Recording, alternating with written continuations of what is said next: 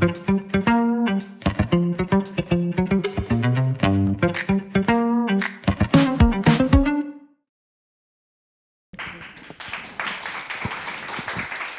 everyone, I'm honored to be here. I'm just here to very humbly share my experience about the math course, but my math course is about calculus, so I use calculus as an example. To teach the math course in English, of course, for the teacher, we need to be better prepared, but that also for the student, we also need to prepare them, even start from the first lecture that you have. So my outline will be how do I get the student ready even before the semester and before each lecture, and how I check the student's comprehension, maybe using the online quiz or you say evaluation after every lecture.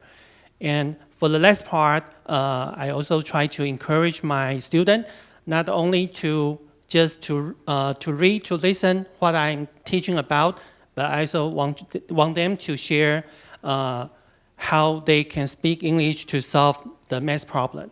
In the end, I encourage them to do some kind of YouTube video recording for problem solving.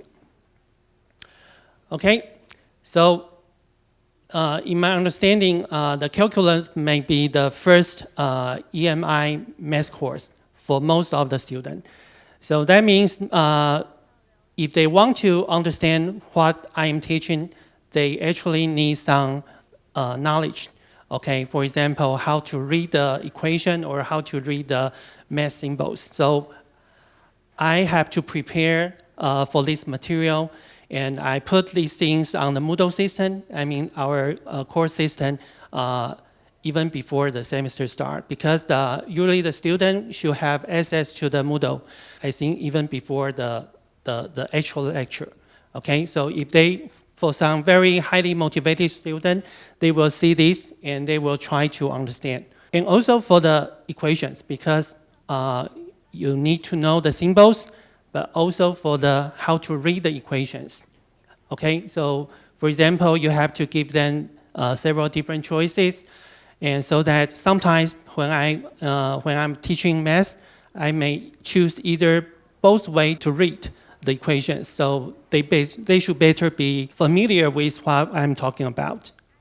Okay, and actually you can also find a lot of resources, maybe not from myself, but because this is more basic material, you can find that on the YouTube, and you can put it on the Moodle system for the student to listen it, right? Because for the material that I just given was more than about writing and to understand, but you have to listen for the actual sound so that they can really understand when we are actually in the lecture.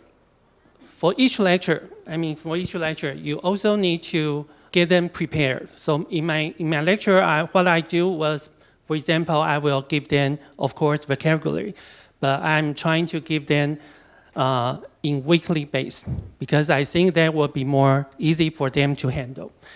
And also, I will also try to provide some kind of video, preview video for them to watch before they come to the class. Again, this video may not necessarily come from you yourself. You can also find other resources, for example, also on the YouTube, for them to listen. I will also try to assess what they understand about the preview videos. And this is what it looks like. For example, in my most pre-assessment, it is mostly conceptual.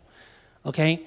For example, I just want to know which vector may be the tangential component of acceleration. They just need to choose. And I also perform this kind of assessment just using Moodle system. I know you can use Kahoot, you can use Slido, but you can also do that in the Moodle system so that they don't have to take too much time to scan the QR code. Yeah. Oh, okay, and you can also understand what their choice in real time.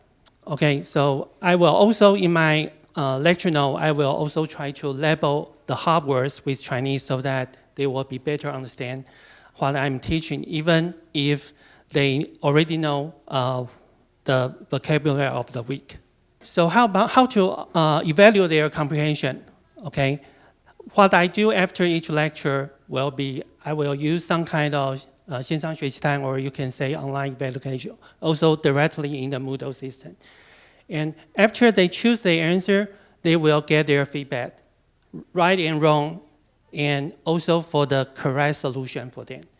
And for this kind of online evaluation, it actually has become my so-called the exercise, 也就是我的作业分数，其实就是从这边来的。Okay, so if they listen well and read well, I still need to give them motivation so that they can talk in English, right? So my way will be, of course, you need to give them motivation. So again, just like Professor Huang says, you have to give them some bonus point so that they can do listening. And in my case, I'm trying to ask them to do the oral presentation for problem solving. It can be either in group or in personal YouTube channel. I mean their personal YouTube channel. For example, yeah, this is one of the very good student. His English is also fluent, but that depends on everyone. That's fine. I will not rate their YouTube recording based on the fluency, but only for how the correct or how the logic they try to solve this kind of problem. Okay, and in this semester I also start from to push the problem solving one more step. I want them to do so-called structured problem solving. That means I want to then follow a specific guideline. For example, they have to explain the problem and review the concept first before they start to their detailed solution. That help us to understand how what they think in doing their problem solving problem. Okay, thank you.